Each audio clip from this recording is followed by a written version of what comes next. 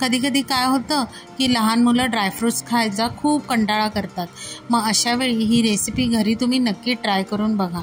ही recipe म्हणजेच आपली dry fruits रोलची recipe आहे। खूप पौष्टिक आहे, खूप हेल्दी आहे, करायला सोपी आहे। ह्याच्यात ना साखर आहे ना गूळ। ज्यांना डायबिटीज आहे ते पेशंटसुद्धा हे ड्रायफ्रूट्स रोल बिंदासपणे खाऊ शकतात। नमस्कार, मी उर्वी पंगत तुमच्या आमचीमध्ये तुमच्या सगळ्यांचं खूप स्वागत करत आहे। आता ड्रायफ्रूट्स रोल बनवण्यासाठी इथे मी एका पॅनमध्ये किंचितसं तूप टाकून 1/3 कप एवढे मखाणे घेतलेले आहेत। आता मंद गॅसवरच आपल्याला हे मखाणे अगदी खरपूस भाजून घ्यायचे आहेत।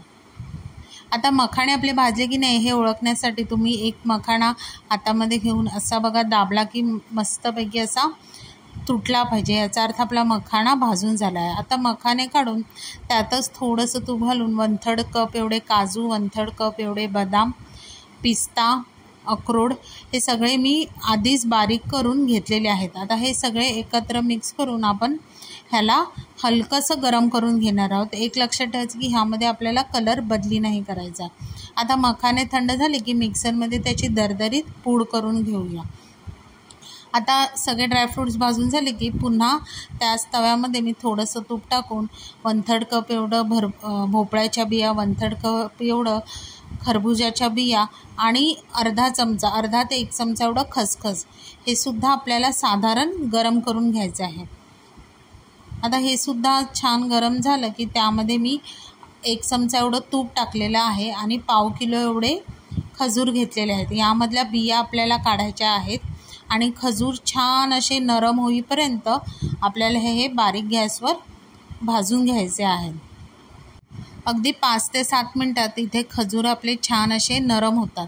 आता हे खजूर छान असे नरम झाले आहेत। आता हे जे आपण सगळे ड्रायफ्रूट्स घेतलेले त्या सगळ्या ड्रायफ्रूट्समध्ये हे खजूर आपल्याला मिक्स करायचे आहेत आणि चमच्याच्या साह्याने त्याला आधी गरम आहे म्हणून मिक्स करून घेतलेलं आहे। आता त्यामध्येच मी मखाण्याची जी भरड आपण केलेली ती सुद्धा ह्यामध्ये मिक्स करायचं आहे। आता हे सगळं मिश्रण थंड झालं ना की हातानेच त्याचा एक घट्टसर गोळा करून घ्यायचा आहे।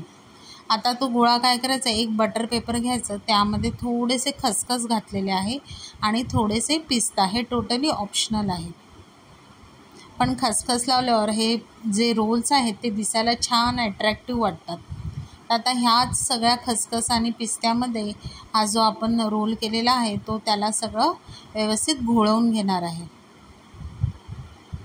आता छान असे खसखस सगळीकडे लागल्यावर व्यवस्थित आता ते आपल्याला बटर पेपरमध्ये घट्ट असं फोल्ड करत जायचं आहे। आता व्हिडिओत दाखवल्याप्रमाणे आपल्याला हे बटर पेपरमध्ये छान असे घट्ट रोल करून घ्यायचे आहे।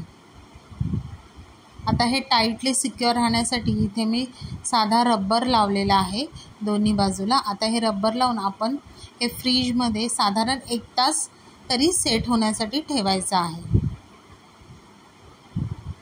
आता 1 तासभरानंतर तुम्ही इथे बघू शकता रोल आपला छान असा टाईटली सेट झालेला आहे, म्हणजे आपण ह्याच्या वड्या अगदी आरामशीर कापू शकतो। आता इथे बघू शकता खसखस पण छान असे इथे लागलेला आहे, रोल असा छान सेट झालेला आहे। आता ह्या रोलचे आपण आपल्याला आवडतील असे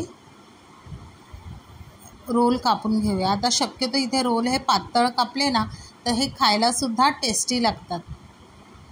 आता इथे तुम्ही बघू शकता तासभर फ्रीजमध्ये ठेवल्यामुळे हे रोल असे छान सेट झालेले आहे आणि त्याच्या वड्यासुद्धा छान पडलेल्या आहेत।